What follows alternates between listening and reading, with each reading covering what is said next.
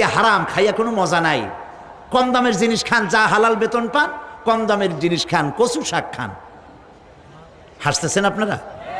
আরে ভাই, কচু শাকে 100% ক্যালোরি। কচু শাক খান বেশি করিয়া। বিদেশি আপেল, আপেল তো আমার দেশে হয় না। বিদেশি আপেল বেশি না খাইয়া দেশের পেয়ারা খান। 2টা আপেলের সমান 1টা পেয়ারা।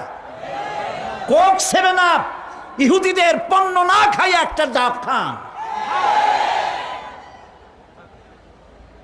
আর বড় সাইজের পাঙ্গাস না খাইয়া চেলা, পুটি, মলা, ডলা, কাসকি, তারপর লট্টা, জি, এগুলো খান।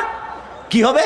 এগুলোর মধ্যে রয়েছে ফসফরাস। খাইলে পরে চোখের দৃষ্টি বাড়তে থাকবে, হার্ট অ্যাটাক করবে না, স্বাস্থ্য ভালো হবে। স্বাস্থ্য ভালো হওয়ার অর্থ পেটটা বিশাল আকারে হওয়া না, পেটটা ছোট হওয়া, সিনাটা চওড়া হওয়া, এইটার নাম স্বাস্থ্য ভালো।